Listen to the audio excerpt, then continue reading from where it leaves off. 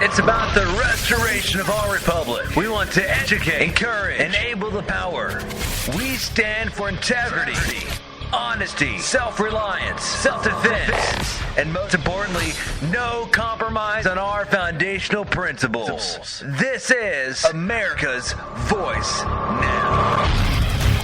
Find America's Voice Now on Facebook and at americasvoicenow.org. Here's Michael Evans.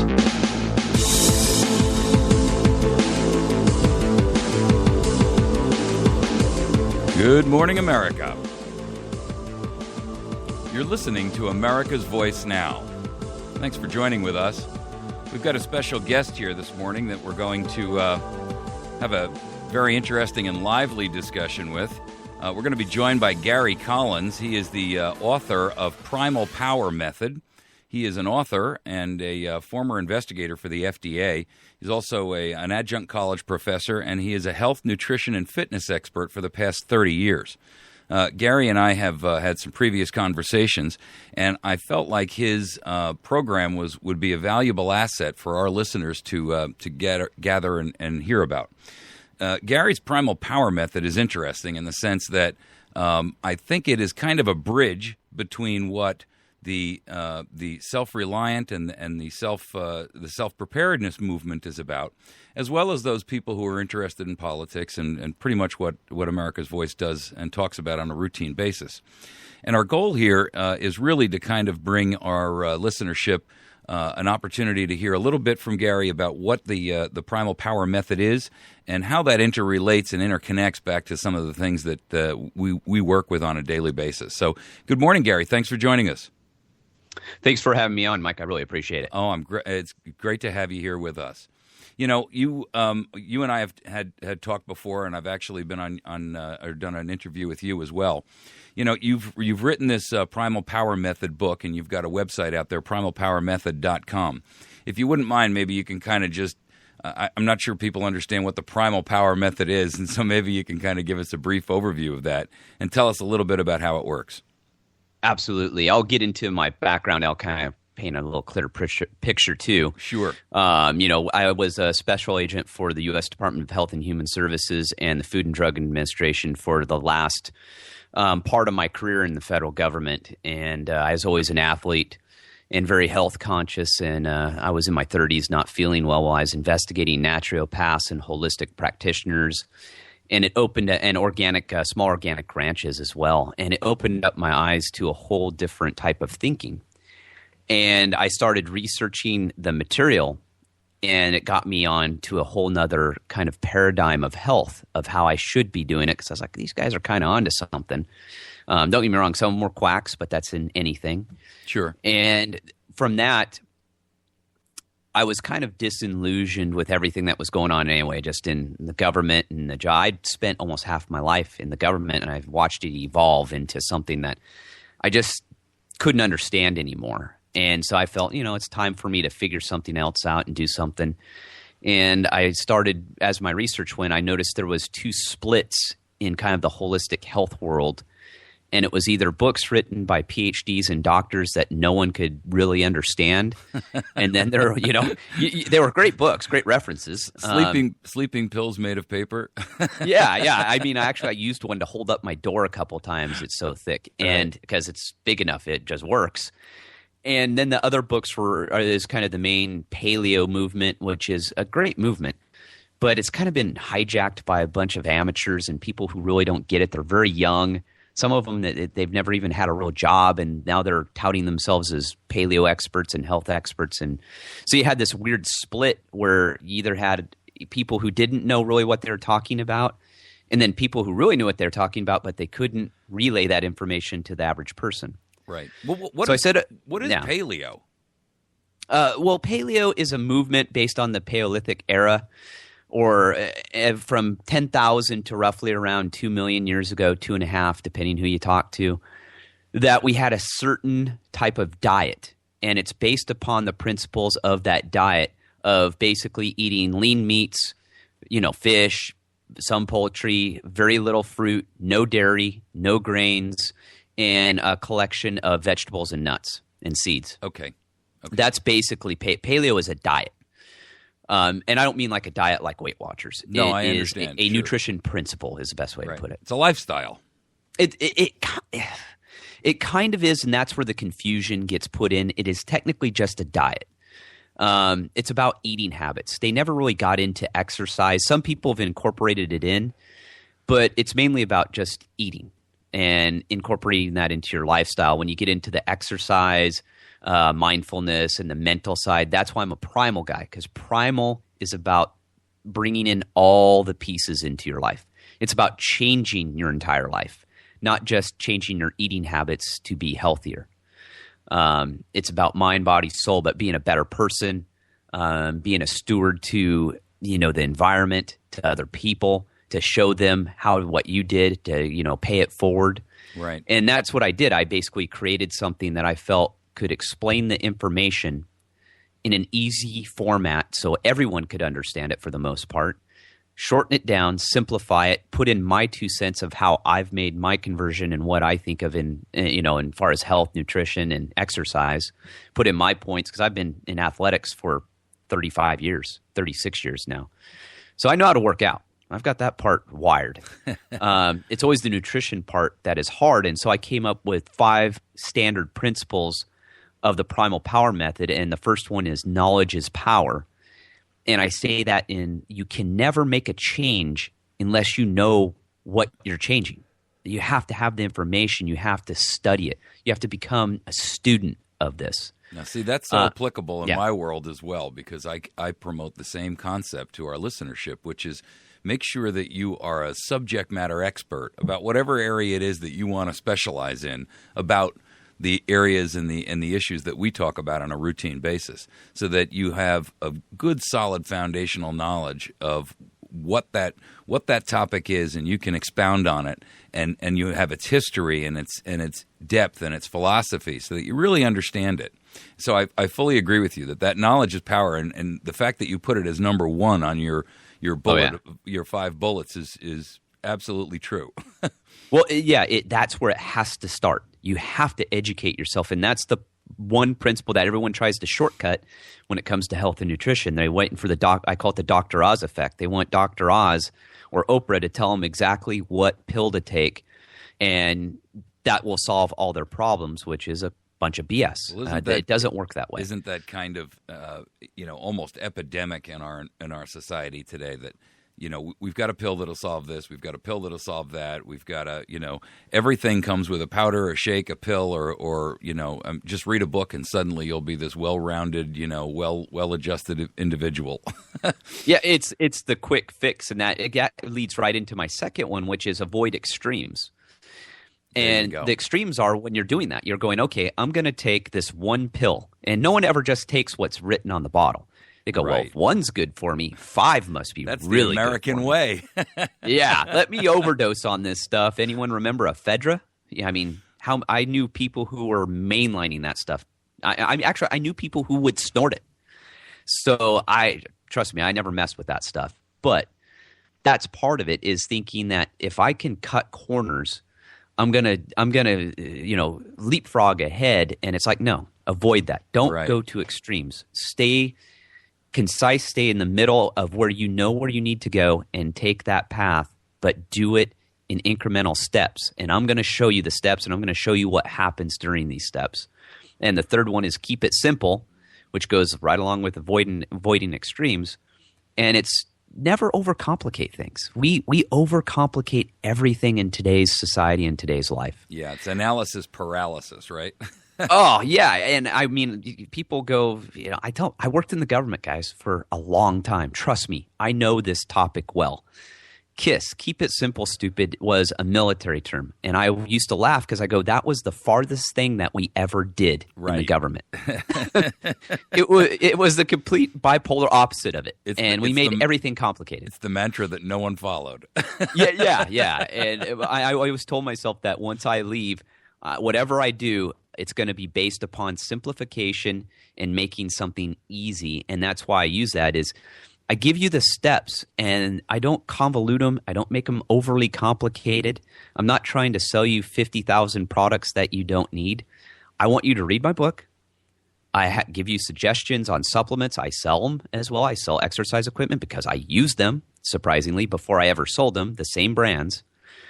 And it's so you can figure it out, teach your family, teach your friends, and move it forward. Pay it forward. I don't want you coming back and, I don't need to be a millionaire off 10 customers. Right. I want a following. I want people to follow this movement. So keep it simple. Something is better than nothing. And this is probably the one where it's the give up effect.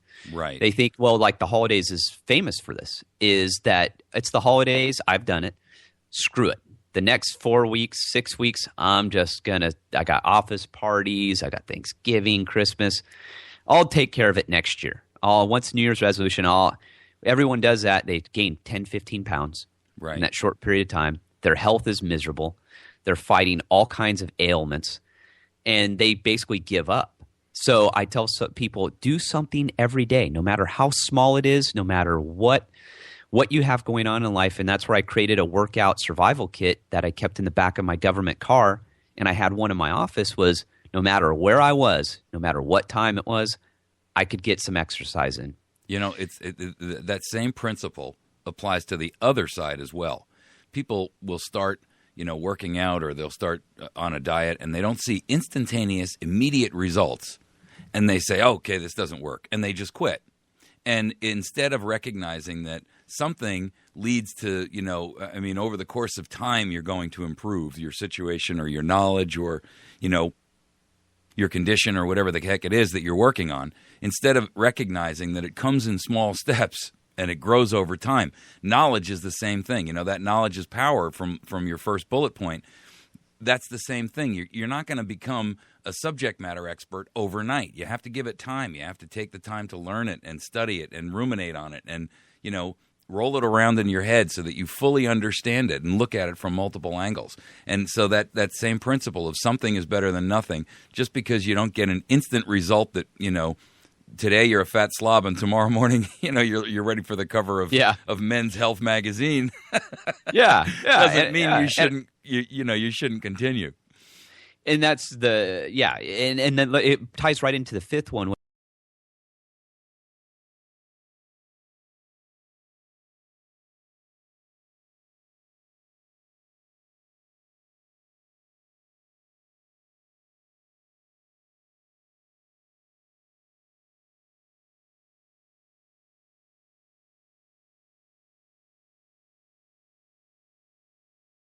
Astounded at how much weight they lose and how they feel better, how they decompress. It takes care of stress. So just do something. And that's where that workout survival kit always saved me, as I knew I had it. I had a pair of shoes, I had some workout clothes, I had a jump rope, and I had some bands. I even had a basketball in the back of my car forever. I mean, I had the same basketball rolling around my government vehicle probably for 10 years. And I would just go shoot baskets at a park if I was on surveillance, or I'd go jog real quick. I would do anything I could just to make sure I got some exercise in that day. Right. And that's what I think people misunderstand too, is that we're creatures of movement.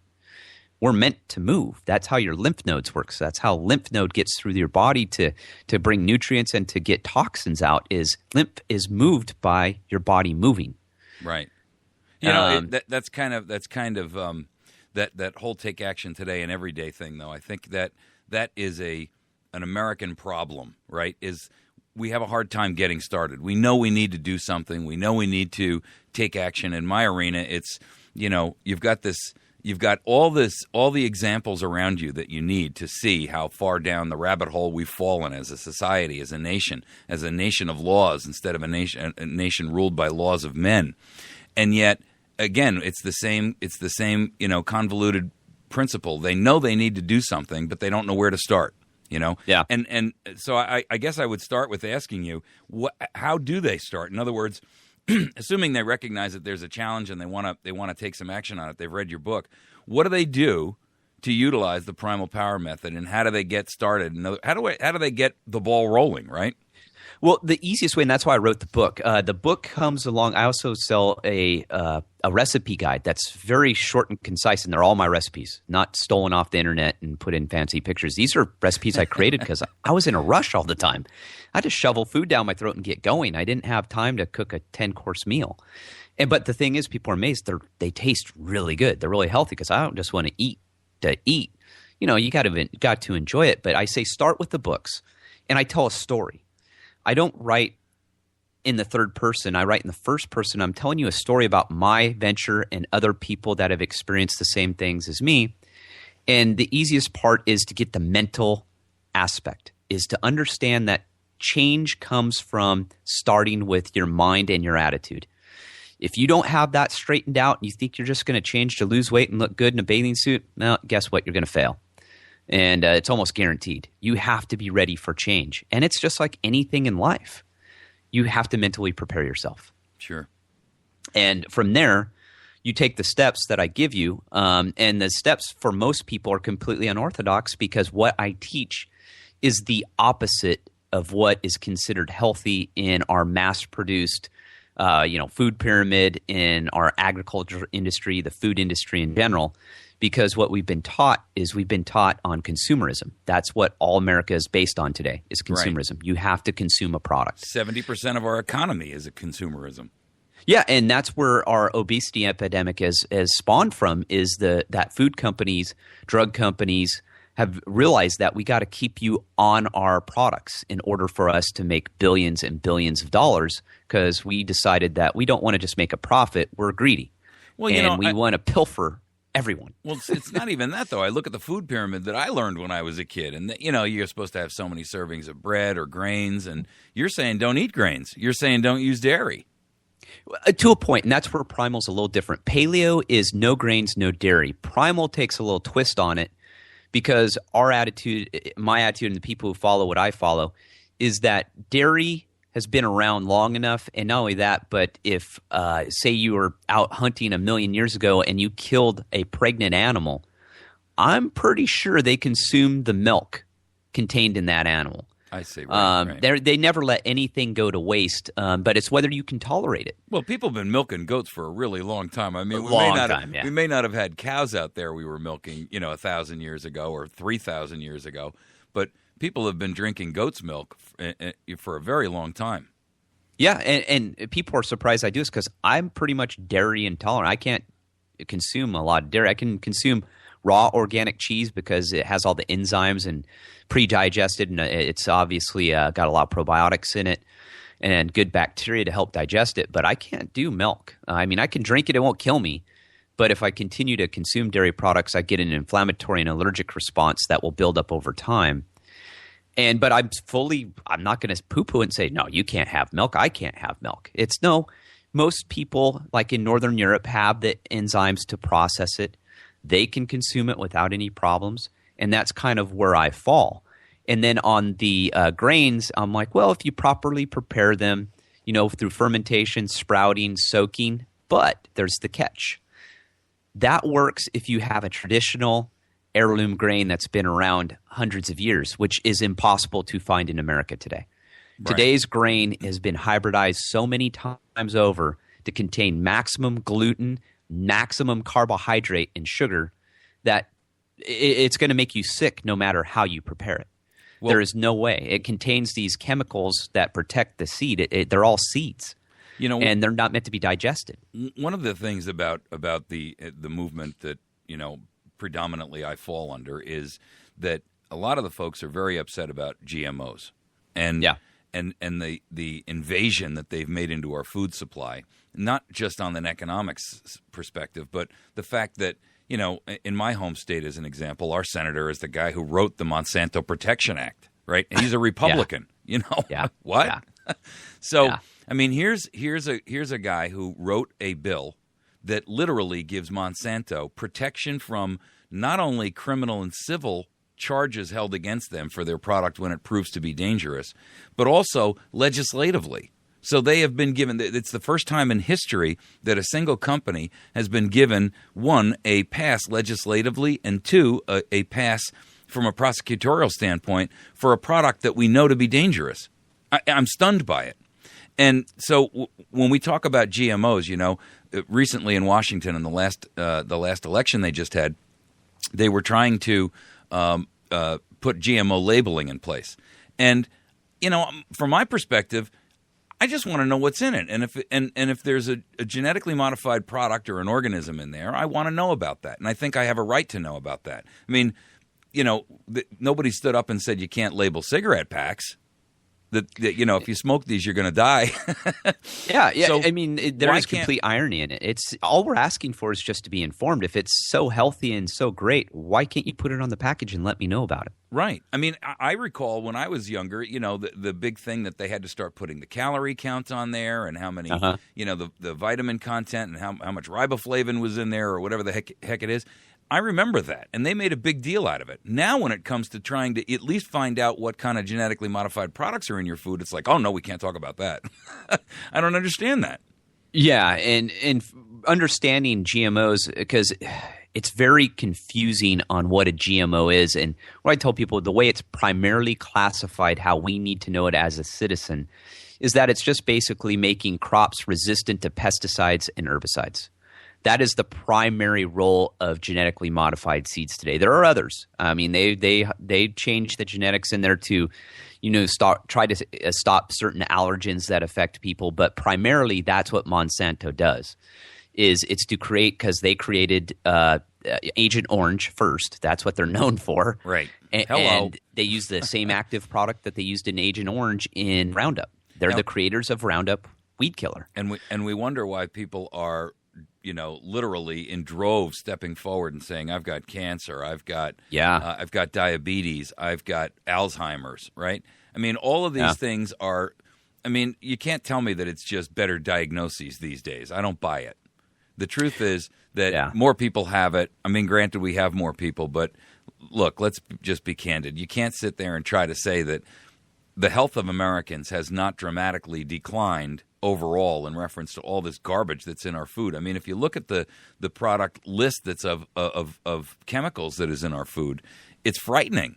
I mean, there's more preservatives. I mean, you've got young men growing breasts. You've got girls who are reaching puberty at, astounding ages. I mean, there's something wrong with that. I mean, all the hormones they're shooting into our meat and our dairy products and our chicken, all of that stuff is affecting our lifestyle and it's affecting our health. Well, and the thing is, we've lost touch with our food so much we don't know how to identify that anymore. And I'm actually writing another book about GMOs and how to avoid them and recognize them, and how to bring in organics into your lifestyle and actually save money. Yeah, but 80% of the corn produced in the United States today is genetically modified. So how do you get around that? How do you eat corn without getting genetically modified corn? And even if you grow it in your own, 95% actually. Even worse. But even if you grow your own, I mean, it's getting fertilized by genetically modified stuff 5 miles away from a farm. Yeah, and that's what makes it tricky. So guess what I do? I don't eat corn. And I don't ingest soy for the most part in any form. The only thing I eat is soy sauce, and it's organic fermented. But it could very well be tainted with GMO too. I don't know, because of the cross, and that's been lawsuits. And actually, farmers are starting to win on that. But they tell us soy milk is great for us, but if it's made horrific out of soy, how can it possibly be good for you? Well, and that's a good point. Is that's the what I teach is so opposite of what we're taught as healthy. Soy is a toxin. The soybean was used by Asian cultures as a pesticide. They grew soy plants in to keep the pests away from the crops that they did want, such as rice. And soy has limited uses that are healthy. For the most part, it acts as a hormone mimicker in our body, which means it acts primarily as estrogen, but it has a couple other hormones that it will mimic as well, which means it can bind to our hormone receptor sites in our body, and our body can't tell the difference. And once that happens, the cataclysmic effect of all these biological processes start to short circuit. And cellular dysfunction. What is cellular dysfunction? Well, that is where cancer begins. Right. And that's what I mean. That's how I try and teach people. It's this chain. And yeah, you go, well, we're living longer. I go, well, yeah, 'cause we're propping up ourselves. And plus, we don't have to hunt anymore for our own food. We have guaranteed shelter for the most part. Right. We have antibiotics. Yeah, we've got antibiotics. We don't, if you broke a leg 1,000,000 years ago, you probably were dead. Well, hey, in the days of our founders, people died of a toothache because it turned into an abscess, and the next thing you know, it was systemic throughout their entire body. But Exactly. when we look at what GMOs are doing in our nation today, I find it infuriating that Americans are so blinded to this because they're banning them the world over. Many countries have actually put an absolute hands-off, complete 100% ban on all these GMO products. And yet here in the United States, where we should theoretically be in the forefront of this movement, we're way in the back of the line. Well, it's because, again, we go back to consumerism. And that's why if you go to Canada or you go to Europe, almost every product you have in your grocery store today is altered. As far as they don't have the additives, they don't have GMOs, they don't have food colorings, they don't have certain additives because they've all been banned. But yet we allow them here, and the FDA allows them into our food, and it's just dumbfounding because you're like, what are we doing? And that's why I teach. I say, hey, you're going to live longer, than our predecessors, but we're starting to see a decline now too. It's plateaued out. Now we're starting to go the opposite way. And I go, do you want to live the last 40, 50 years of your life addicted to medications and miserable, bloated, type 2 diabetes, hypertension, cardiac issues? Or do you want to be healthy and live a good, happy life? Right. And actually save money on health insurance, save money on food. But we've been brainwashed, and we're taught that stuff is hippie crap. Don't buy into that. That's not how you're supposed to live. Those guys are just earth that, they're into hemp and tie dyes and all, and it's totally untrue. I mean, look at me. I mean, I wouldn't consider myself a hippie by any stretch. And I think that's where the awakening's happening is people are starting to realize, okay, I've got to think for myself. Because whatever I'm doing as far as what I'm consuming is not working. And let me give you a real quick example on that because I think this is an important point for everyone to realize since we're talking about GMOs. Dr. Pottinger did experiments on cats about 80 years ago. And what he did is he fed two different groups of cats two different foods. He fed one raw milk from cow, straight from the cow, and then he gave the other group of cats – there was a couple other deviations, but this was the main one.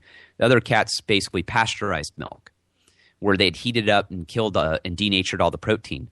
It took about 3 generations for the proliferation of their genes to start to express themselves to where they became so unhealthy. And what happened in the 3rd generation is these cats could no longer reproduce. And that was just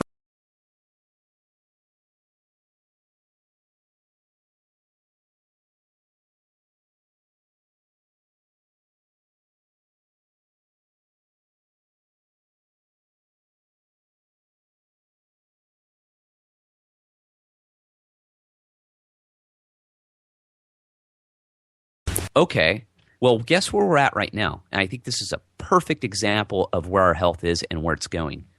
Around 1950, 1945, World War II is where we started doing processed foods and canned foods because we had to feed the soldiers. Right. Well, from there, every woman today on average reproduces at age 25. So the first generation would be basically 1975. Mm-hmm. The second generation gets you to 2000.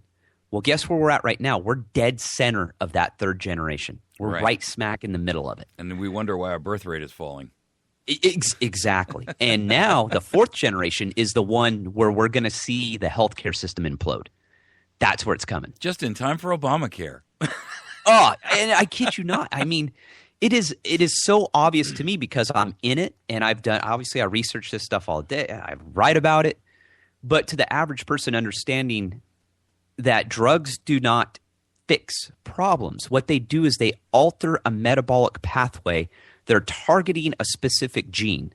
Well, there's a problem with that. First of all, we don't understand our genome by any stretch. We say we do, and they said the Genome Project, it figured, no, it didn't. Right.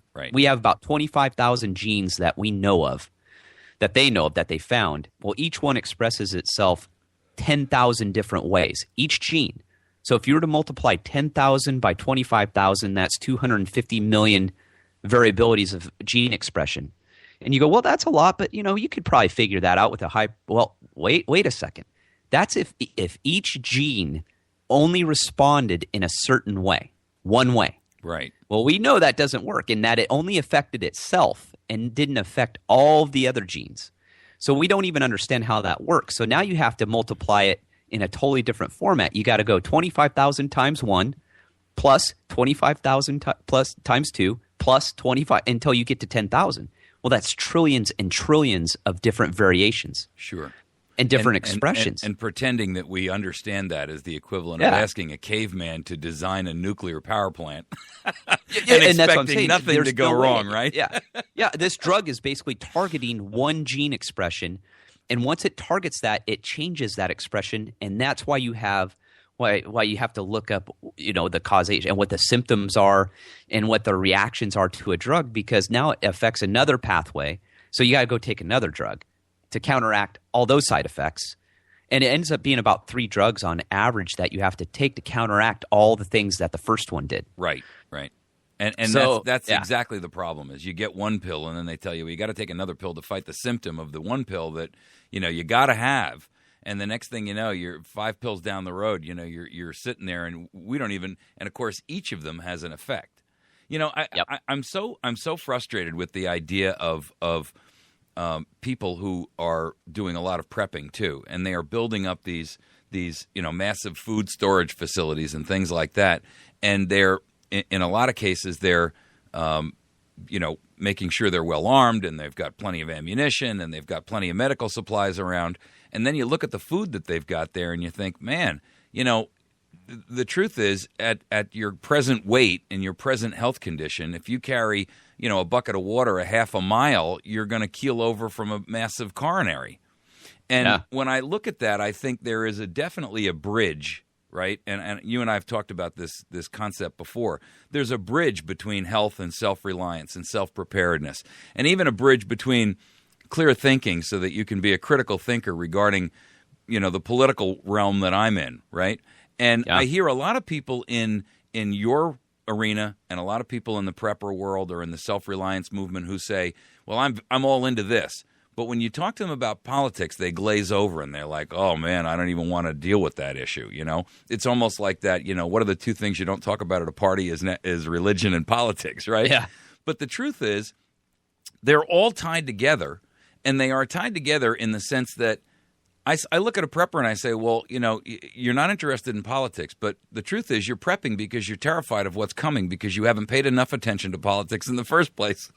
It's kind of amazing to me that, you're dealing with the symptom, but you're not actually trying to root out the problem and root out the cause here and take effective action to solve it, And I look at health the same way with a lot of folks. They're going out there and they're prepping, and they're not really recognizing the fact that they can prep all they want, but if their health is poor, if they're borderline diabetic, they're not going to make it anyway. And I don't think they kind of tie all of that together. They see the bridge that connects all of those different things, So in your perspective, how does, healthy eating and right mindset, because I believe that when you're eating properly, your mind is also working and clicking as it's supposed to.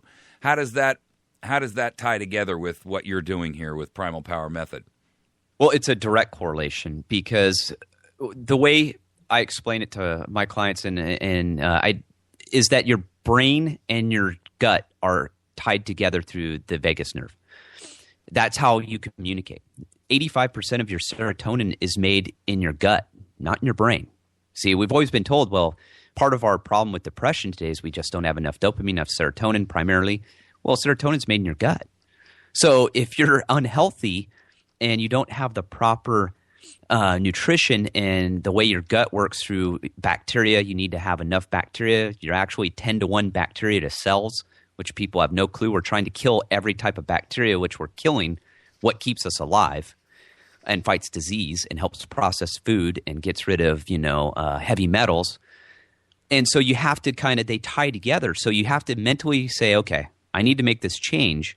But in order for me to think clearly, I actually have to get into the change, because as I do it, my digestive system becomes healthier. I start producing all the hormones and all of the, like I said, serotonin, dopamine, that are going to give me the ability to think. Not only that, but I'm going to purge all these chemicals that cause Alzheimer's, dementia, mental fatigue, chronic fatigue syndrome, headaches, migraines. These are all tied to nutrition and what you're putting into your body and epigenetics, which is another topic.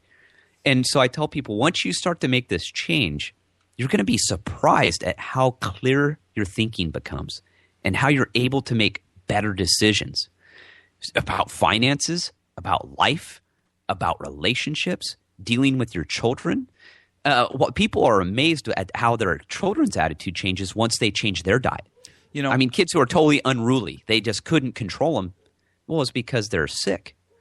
I saw an article not so long ago about how gut bacteria is specifically tied to autism in children, and that when they analyze the gut bacteria that is in children with autism, they find that they're missing a lot of the gastrointestinal bacteria that you're supposed to have. And I don't want to get gross here, but they actually are doing fecal implants to give those kids back that gut bacteria, and they are recovering from autism. I was stunned by that. Yeah. And that again is I think and they're saying that a lot of that gut bacteria is dying off because of the junk you're eating. In other words, you're eating all the wrong stuff. I mean, some of it is antibiotic related as well.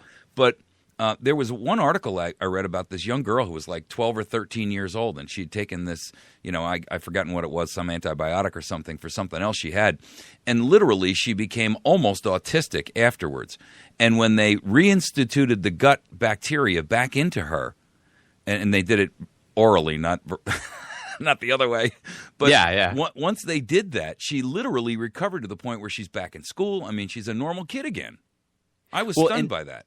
And that's why, and doctors don't do this, but good ones will, is you're actually supposed to take a probiotic anytime you take antibiotics. You're supposed to take them both at the same time because antibiotics basically kill all bacteria, good and bad. Right.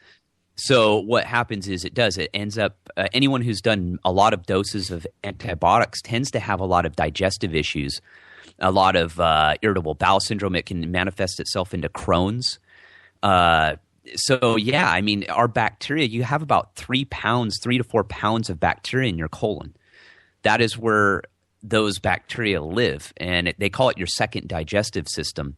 Because without this bacteria, you literally will die. We have to. Our whole existence is because of these bacteria. And when it comes to Down syndrome, it's a little more complicated than that. But the theory is that it's a bunch of things happening at the same time. The mother is unhealthy. She's not eating a proper diet, which traditionally all cultures had a pre-pregnancy diet, a post-pregnancy diet for the man and woman. Specific nutrients, high in vitamin A, D, a lot of saturated fat, cholesterol. But and a lot of them are done through cesarean. Well, where you pick up your initial dose of bacteria or flora is through your skin going through the vaginal canal. You absorb your mother's flora through your skin. Wow. Well, if you go through cesarean section, you miss that altogether because a kid is a blank slate. A baby within the womb has no bacteria. Right. And that's where you pick it up on the way out. And then, of course, once you're out in the air, you're going to pick up a bunch more bacteria beneficial through the air and through things floating around. And then it's also contained in mother's milk as well. But again, if you're eating an improper diet, the mother's not going to have the proper bacteria and proper nutrients in her breast milk, which very few women really breastfeed anymore too. Then they go in and they get, 59 different types of immunizations in a very small period. What happens is their immune system is already compromised. Right. So they're struggling as it is. But will they get, Down syndrome from that? No, probably not. But what happens is we don't understand how these are working inside the body of a young child because we know their immune system is compromised. So you give them all these immunizations, which basically inflame a response, basically a reaction of your immune. That's how they work. It's training your immune system. Then you throw in all the toxins that they're using to preserve, which are heavy metals, which are neurotoxins. And the permeated gut in the child, what happens is because it's very fragile, it gets directly into their bloodstream and it causes actual neurotoxicity or causes what we would call Down syndrome because it basically shuts off. They don't get the proper nutrients, and all these chemicals and toxins cross the blood-brain barrier. And that's where it comes from. How about the idea of ADHD and ADD and those types? I mean, we seem to have an epidemic of that in our society. And I'm sure a lot of it is related to doctors profiting on the pills that they are selling because they own stock in the companies that produce it. But at the same point in time, there is an increase in behavioral problems in our children today. How much of that do you believe is tied to the health issue and what's in our food supply versus, being able to get back kind of to a natural diet? Well, and that's interesting in the sense of gluten. The big gluten-free craze is hit. And don't get me wrong, we are getting killed with gluten. Wheat today has 100 times the amount of gluten that it once did. Gluten is a protein. It's been in nature. It's a natural occurring, but what we've done and the way it works within that world as far as ADHD is it blocks the gap as far as our neurotransmitters. It blocks how we communicate. And those pathways, those electrical impulses can no longer get through. We have somewhere around, and they're guessing 100,000 trillion neurotransmitters in our brain. We don't even know. Or neurons, we don't know. There's just so many that we have no clue. And there's actually more in your gut, believe it or not. There's more neurotransmitters in your gut than in your brain. And so what happens is once I'm using one example of gluten. There's many other toxins that can cause dysfunction. But they know for a fact gluten is sticky. It's a sticky protein. And what it does is that's how it suffocates your digestive tract too, and your lining in your small and large intestine, and will actually kill bacteria and your cells, your absorption cells. Well, it gets into your bloodstream because your gut gets perforated. And what happens is it crosses the blood-brain barrier and it starts blocking your neurotransmitters now. Now they can't communicate because the gluten has actually gotten in the way. And they've proven this. And what will happen with it, you just end up with basically neurodysfunction and brain function, and you can't focus because you're not firing on all cylinders. Right. You've got an 8-cylinder engine that's running on 2 cylinders, and you're wondering why you can't get it up to top speed. Yeah, and I mean, there's just like Down syndrome, there's a whole host of factors that go in. I'm just targeting one, but it's a perfect example. And also people who get migraines. Anytime I remove grains and primarily aspartame, it's one of the two. Or both. And once you move those, people have had migraines their entire life, like blacked out, have to spend a week in a dark room. They go away. Literally go away. They don't get them again.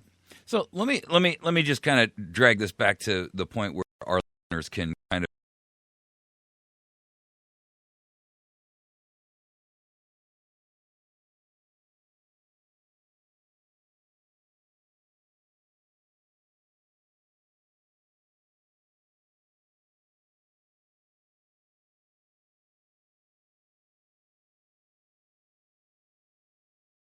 cylinders when it's best fed properly, that you are capable of being self-reliant and self-sufficient when you're in good physical health versus, the idea that, well, I'll just, if I've got enough guns and ammo, I'll be able to survive it kind of thing.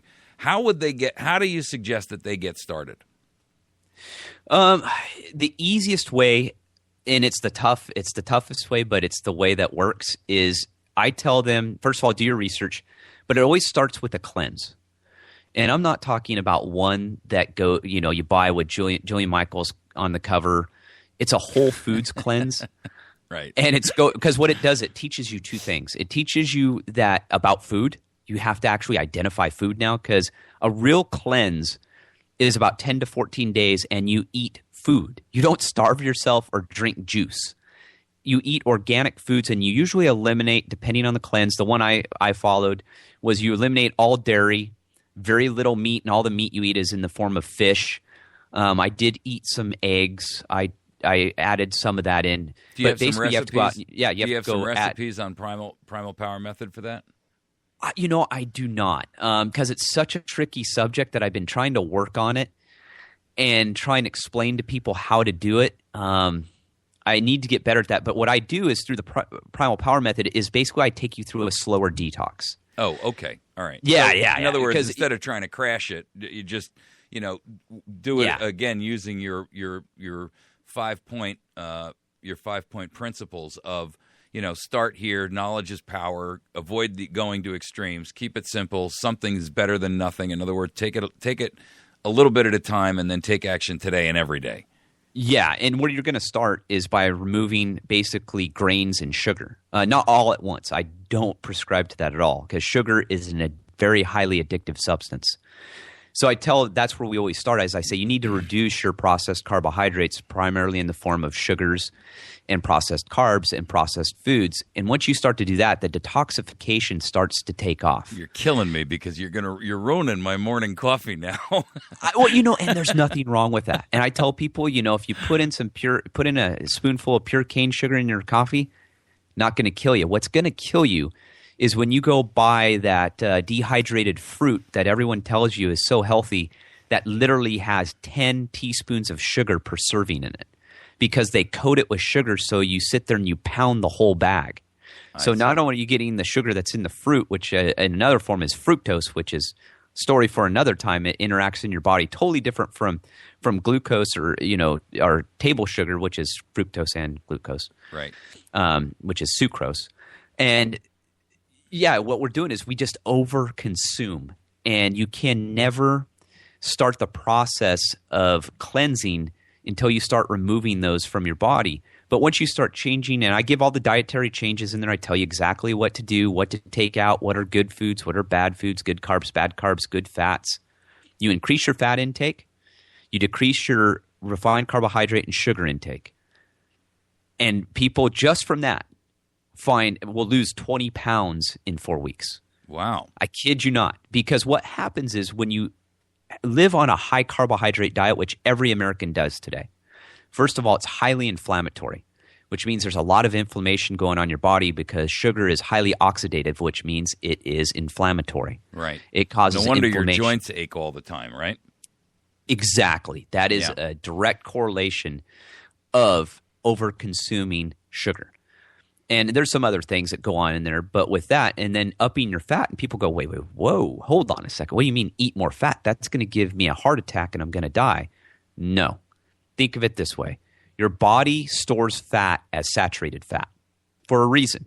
It's how it utilizes. Your body is a fat-burning machine. We've just converted it into a high-sugar machine all the time, which means we're burning basically on high octane with a turbocharger on all the time.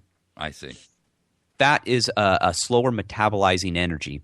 But one of the things that all of our dietitians, registered dietitians, fail to understand or talk about, and they learned it in their biochemistry classes, it's well known, is fat and protein can be converted into glucose in your body. Your body already has these systems in place because every cell in your body needs glucose. We know that. But it doesn't mean you have to mainline it through carbohydrates and sugar. More is better. That's the American way. Yeah, and your body primarily is meant to burn fat. So what does that mean? Well, if you burn fat primarily for energy, you're going to be lean and you're going to lose weight. If you eat a high carbohydrate diet with a lot of sugar, what happens is once you take that sugar out, that's why people go an hour or two without eating, they're just starving to death, right? Because their sugar is plummeted.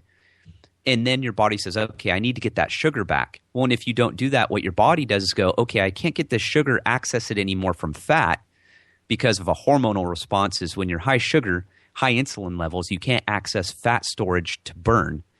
Your body goes towards muscle. It goes for the next thing that it can access, and that's protein in your muscles. So you're eating your muscle and you're adding to the fat, which is the exact opposite of what most of us are looking for. Yeah, and that's why I always tell people to start there, because sugar and carbohydrates overconsumption is going to drive your poor health, inflammation, and weight gain. That's where it starts. Now, I'm a big meat eater, so how do I deal with that? Because I really don't like to eat a meal that doesn't have some meat in it, and sometimes I'll just eat like a can of tuna or something. But I like to have something that if I eat salad, I'm literally hungry in an hour, and I'm not kidding you. Oh yeah, because all it is fiber and water. No, and that's the thing that people. That's why it's primal, paleo, and primal. We believe in meat. We're not vegans. We're not vegetarians. Okay, you just relieved me here because Yeah. No, we don't go off in that world because one thing has been proven through Dr. Weston A. Price, who did research with Dr. Pottinger, is he found no culture that did not consume some sort of animal product. Vegetarians are misclassified. Vegetarians will eat some form of animal product. But it sounds cool. Now, a vegan is different. A vegan will not eat any type of animal product. A vegan is some weird – it's not a way of eating. It's more of a moral dilemma. Right. We don't believe in that. We believe in meat because what would you have available? I want to cut the haunch off of a deer or an elk, and I want to cook it right there. Yeah. And I tell people you have to – and that's why I teach is about thinking, like we've talked about. Critical thinking and using your head. What would make the most sense? If I had to remove myself from my house and my environment that I'm used to today in my grocery store with 48,000 items that I will never be able to consume in my lifetime and had to go out to nature, what would always be around me, whether I was in the tundra, or whether I was in a tropical region? Meat. It's always going to be animal products. That's always going to be around. Right. So why would you eliminate that from your diet when it's the primary source and it's the most dense source too, because animals contain fat. Well, fat contains 9 calories per gram. It is the most nutrient dense form of nutrition you can get. Protein and carbohydrates are 4 grams of 4 calories per gram, but they're processed differently too. The way your body metabolizes them, your body will digest carbohydrates and sugars first, protein second, fat last. That's how it works. That's why if you eat a high-fat diet, which I teach, which there's nothing wrong with it, it's not going to give you coronary heart disease if you're eating the proper fat. And I'm talking about from animals that have been raised properly, free range, not been fed a bunch of soy, corn, grains. Right. Cows are herbivores. They eat grass. Right. I mean, there's grains in grass, but they eat primarily grass. And most of the beef that we eat comes from 100% pure grass-fed cattle. They're not grain-fed. They get no hormones. They get no antibiotics, and they're from a closed herd, so they know pretty much where that meat's come from. At least from our perspective, from my personal perspective. And it's pretty lean too. I mean, it's not like the meat you get in the grocery store that's got these reams of fat on it that they're actually. I think they leave them on there just to charge you more by the pound. But yeah, what happens is they fatten them up on purpose because they want the animal in the slaughterhouse as fast as possible. Right. And what happens? That's good. You made a really good example. 80% of all antibiotics used in the United States is used in feedlots. It's used in animal production, and the reason they do it is because they found when they had to give antibiotics to animals, once they started feeding them crappy feed like humans are doing to themselves, that they got sick.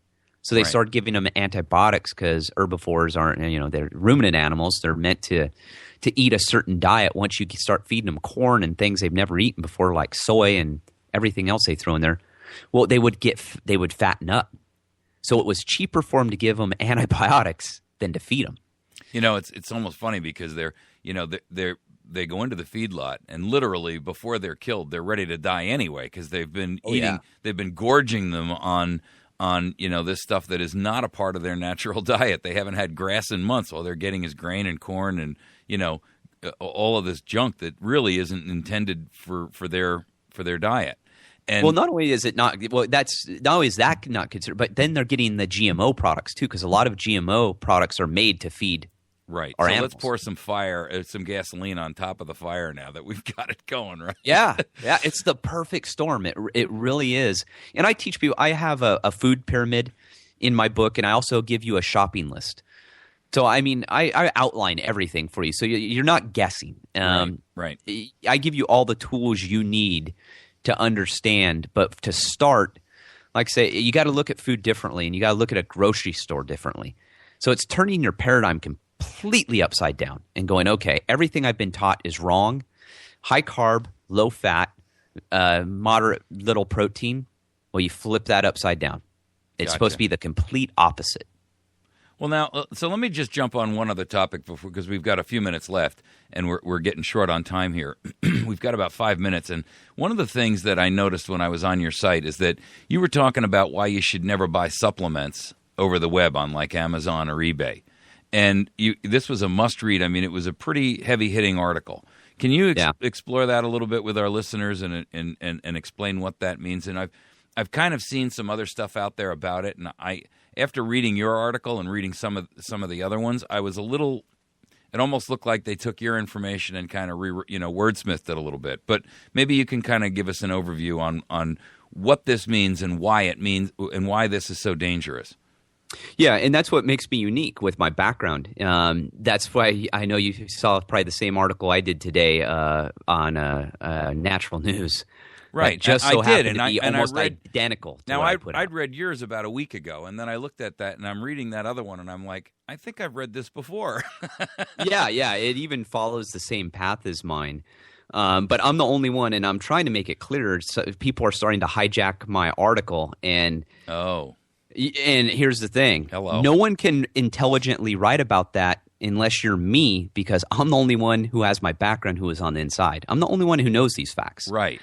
Well, this is what you were investigating. Not Mike Adams. He doesn't know these facts. He didn't work where I worked. This is what you were investigating when you were a Food and Drug Administration agent, right?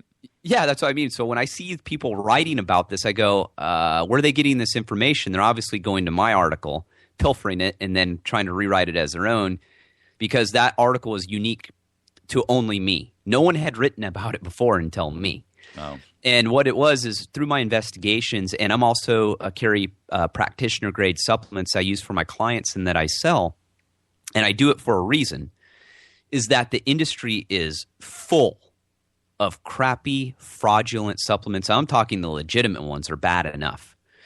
Then what happens is between India and China, and this has been going on for decades, any good product is counterfeited overseas. It could be, as we know, Gucci purses, perfume, sunglasses, CDs, doesn't matter. But what they've learned with supplements, especially the practitioner-grade supplements, especially people who they also would do both. They would do counterfeit pharmaceutical drugs, and they would do supplements. I would always find supplements in these counterfeit drug rings as well, pharmaceutical drug rings. And it always puzzled me. And I'm like, why? Well, it's highly profitable. They've been counterfeiting Centrum in China for the last 10 years. Centrum's a crappy vitamin to begin with. But yet they do it because it's easy money. They don't have the overhead. They don't have to, all they do is produce something that is close, not even close. When we would do the analysis on some of these supplements, they were completely off the charts. Either they had none of the listed ingredients, or they would have pharmaceutical ingredients in them, have anything, sawdust, rat turds, you name it. It was in there. And what happens with that is Amazon has become and eBay have become havens for these guys. So what they do is they get all these counterfeit supplements. Primarily, it's big in the practitioner grade, but any good selling supplement is they will counterfeit.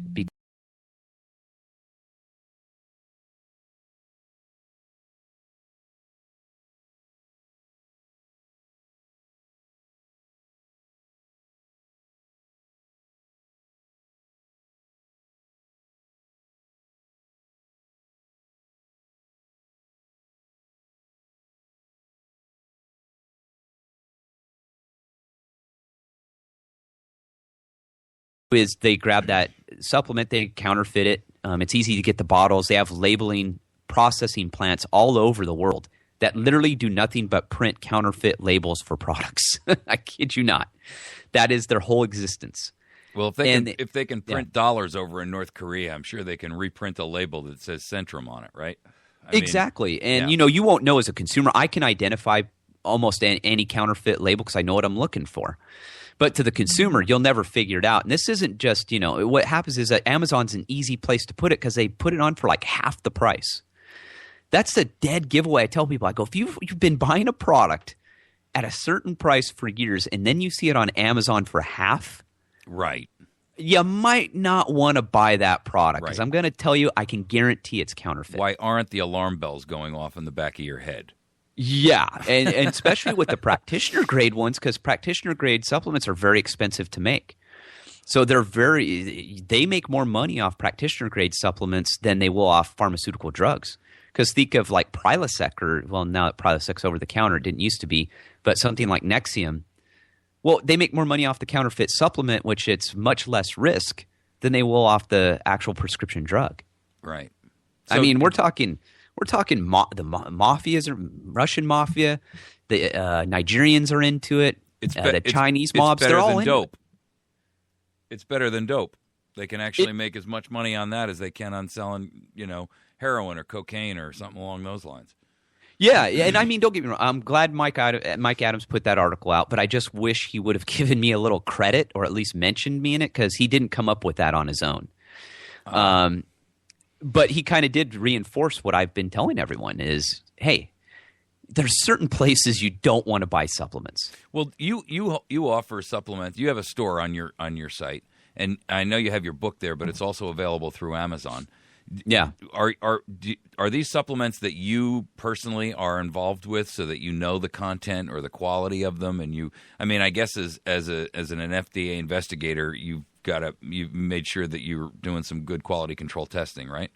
Yeah, here is the difference. What makes me different from everyone else, and I did this purposefully, is I buy directly from the manufacturer. I don't deal in any wholesale accounts far as wholesale companies because I know how the wholesale industry works because I used to investigate those too. So I buy directly from the manufacturer. But what I've been using, it was practitioner-grade supplements, which is very rare. The company's okayed me to sell them on the internet the way I do it because I'm actually teaching and I have books and it's about a lifestyle. But I'm getting away from that. I do sell those on there. I'm going to be private labeling in the next couple weeks to 4 weeks, own supplement chain of my own. But I'm going to continue to sell some of the practitioner-grade ones because they're excellent. You can never duplicate some of these. But that's what I took them before. That's how I came up with my supplement line is I looked at my shelf one day and went, because I kept getting clients going out and buying garbage. Right. And they would come back and all the hard work I would put in, they would basically sabotage by buying crappy supplements. I see. Yeah, and that's where it all evolved from. It wasn't about making money. I didn't even want to sell supplements. I think the business is pretty shady. And, but I decided that if I'm going to give my client a supplement, I'm going to give them the best. I'm going to make sure they're getting a high-quality supplement that I know where it's coming from. And that they're not sabotaging all the other work that they're doing by taking the wrong stuff. Yeah, well, you'd be amazed at how many people come to me. We get them on the right supplements. They feel great. They lose a bunch of weight, and then they turn around and shop me, and they buy their stuff off Amazon. Right. After I warn them, don't do it. You're playing with fire. And the thing is, no one ever knows the detrimental effects of these supplements because it's very hard to pinpoint any condition, illness, or death to a supplement. I got you. You know what I mean? Because what you're testing for... But they're also not getting the benefits of what they're expecting to get out of it either. So it's actually a double whammy, right? You're not actually benefiting the way you were expecting to for whatever you spent your money on. But moreover, you also don't know what kind of negative effects are in it because you don't know whether you're sick from that or from something else. Yeah, because technically what you're suffering from is not what's causing it is not supposed to be in that supplement to begin with. So how would you ever trace it back to that supplement if it's something that isn't on the ingredients list or was never intended to be in it? Right. So it's a great one. These criminals know that. They're smart. They know if anyone dies or gets sick, no one's ever going to be able to trace it back to that supplement. And if they can, they're never going to be able to track it back to the criminal who originally sold it because they use legitimate lot numbers that they copy because they're smart. They'll buy the legitimate product or they have people who work in the factories and they get the lot numbers and they use real lot numbers too. My goodness. It's an ugly, ugly industry, and that's how I tell people. Is there no integrity left in the world? That's the one question I've got to ask. Yeah, and I feel bad for people out there trying to change their health because it is incredibly tricky. It took me years to straighten my own self out, and I'm considered an expert in this. Right. Look at your doctor. That's a prime example. How many doctors do you know who are healthy, and they're supposed to be at the forefront of health? Right. Not many. Yeah. No, it's true. And I see doctors all the time, and I'm looking at them, and I'm thinking, you're morbidly obese, and I mean legitimately, right? Not that, that chart that says, you're supposed to be 165 pounds if you're 5'8", or whatever the heck it is. But I'm talking about real, true morbid obesity. You're 290 pounds, 350 pounds. And, you're sitting there saying to your patient, you need to get exercise and diet, and I'm thinking, wow, apparently you're the cobbler whose son has no shoes. Yeah. Yeah, and that's what makes it difficult for the public today, and that's why I decided to do what I'm doing, is I want to get the right information to the people to where they don't have to search around, they don't have to buy 15 bazillion books. Right. I give them the information that works because I not only did it myself, but I use it on clients. I use it on other people. And that's what I'm trying to do. I'm trying to give them a simple place to go to where they can trust it and they know it's the right place, that they don't have to keep shopping around and buy something here, buy something there. That's why I carry exercise equipment that I use every day. All the supplements I use except for, obviously, the prenatal vitamins, which I've taken just to test them out. Well, you have Obamacare now, so you have natal care inside of your new insurance policy. Well, exactly, and that's what people need to realize too. Obamacare sounds great. We're all going to get free health care, but as I've outlined, we're in the third generation. Right. The crash will not come to the fourth generation. So it's coming, and if you don't get your health in order, just think of how expensive health insurance is right now. Think 10 years from now what it's going to be. It's going to bankrupt you. You're not going to be able to afford health insurance, whether it's from the government or anyone else, because we can't keep up. Right. And that's where we come into self-reliance and taking charge of your own life. Well, and taking yeah. charge of the situation around you so that you have some level of control over it, right? Because clearly, don't vote for GMOs. Vote against them. Right. I was stunned to see that thing in Washington. They spent $22 million or something, some outrageous number to defeat that labeling. And I'm thinking to myself, how could people fall for that and vote no on that? What's the harm, even if you don't care, what's the harm in allowing somebody else who does want to know what's in their food? Bad. It boils down to bad information again, and that's why I do what I do and why I write books. I'm not a writer by background. Trust me, I didn't go into my career to be a writer by any stretch. Right. But I'm trying to get them the right information, so when they see my point of view and see where I come from and my background, that they can make the right decision for them. Well, your book is available in digital and hard copy versions and paperback, right? So if they're going to get it digitally, and now Primal Power Method, folks, is .com is the website. So go there at first. It's primalpowermethod.com. They can get some recipes that you've got up on there. There's a ton of information on there. I mean, you have 40 or 50 categories on there. As a website developer, I'm always interested to see how many categories are on a guy's website, but you've really got a lot of information on here. The book is available on Amazon. It's called Primal Power Method, and you can order it directly there. Can they get a digital copy from Amazon, or do they get that from your website?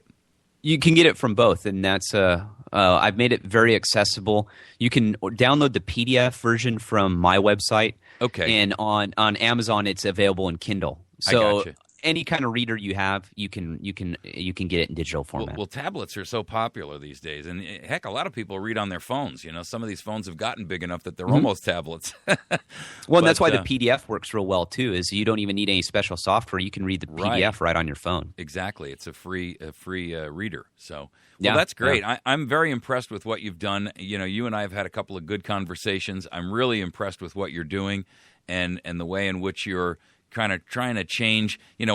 One of our mantras is educate and inform and then motivate and activate, not only yourself, but those in your circle of influence with the new knowledge that you have. And I'm very impressed with the way that you're doing that, because I believe strongly that, not only is your health important to you, but the overall way that you're approaching this really ties in well with what our listenership and my listeners and the folks that kind of follow what I do, they are recognizing that, it's not just necessarily a question of only being healthy. You have to tie that health back into the issues that affect your life. By the same token, those people that are only interested in politics and only interested in being, pursuing a better world by being a patriot and fighting back, they have to recognize that being healthy is part of that as well. I mean, you can't do the best that you can. You can't be the best that you can be if you're in poor physical health, and you certainly cannot be a good critical thinker unless your mind is running on all cylinders. So absolutely, yeah. It all starts with health. I tell people the way you're going to feel starts with that first piece of food that you put in your mouth in the morning. Everything throughout that day is going to be basically a chain reaction on what you put in your mouth. right. So, Well, I'm a big coffee drinker in the morning, so I get up real early in the morning to do my program. So I don't generally eat first thing in the morning, and I know that's a bad habit. I really should break myself of it. not at all. In my book, I talk about that, actually. I talk Okay. about skipping breakfast and that it's not unhealthy. That's what I mean. When people start seeing my philosophy and start how I explain it and put the pieces together, there's no one way to be healthy. Sure. It's giving you the guidelines and giving you the basic principles, and then you've got to tweak it for what works for you. Sure. And I think one of the things, too, is that a lot of folks, they kind of throw their hands up in the air and say, well, if there's all these GMO products out there and everything is laden and full of these chemicals, where do I get food that is not laden with all of that? And in other words, how do I get around and find the loophole in that and find good quality food? And so, that's I think, and perhaps people are using it as an excuse. I can't find it, so I just won't. But at the same point in time, it's good to know where. And you just sent me a copy of the book, and I appreciate that. Thank you very much. I promise you, I will read it because, from my own perspective, I know that I don't necessarily eat right. I work, probably 16 hours a day. I live a very stressful life, and I work 7 days a week. So, I need the opportunity to unwind a little bit to make sure that I'm eating healthy and to make sure that I'm doing all the right things, and I'm trying to, separate myself from some of those negative food influences that I know are, so they're almost impossible to avoid unless you are careful about it, Well, and that's where it gets confusing. And if you read 10 books, you're going to get 10 different, different versions of what you should be doing. And that's why I'm coming out with that organics and GMO book next. Should be out early next year, is because now I want you to take the next step. I don't bombard you with, okay, you've got to go eat organic. You've got to do this right now. And it's more of, no, you got to learn how to shop and cook. You got to learn how to make better decisions first. Right. Then we can work on, you've been eating this crappy food for decades. You're not going to die in the next 2 months straightening out your diet and learning how to shop before we start really talking about organics. And I teach them what I teach in this next book. I talk about it in this one, but not as in depth. But I tell you where to go. Right. I tell you how to shop for organics, where to go, what websites to use, how to find a local market, what a farmer's market really means, what a CSA means. So I give you all the resources too, and I basically guide you on how to find healthy food. And I think most Americans realize that, our lives have become so busy, so overbearing on us. We're constantly pulled in 100 different directions, and there's all kinds of distractions. It's hard to focus in on that and say, okay, I'm going to go to the store and I'm going to spend an extra amount of time making sure that I'm finding products, or I have to go away out of my way on the other side of town to get to a farmer's market and stuff like that. I think it's very difficult for a lot of people. And, to a certain extent, that's kind of prohibitive in terms of them really, getting fully into the concept of eating healthy and being, as intelligent as they can be about what they're putting into their body. But at the same point in time, having a resource like that that you're creating, where you can say to people, look, these are the things to watch out for. You have a link on here that foods that contain hidden gluten, and another one called common GMO ingredients. And just those two aspects alone, the Primal Power Method starter shopping list, that's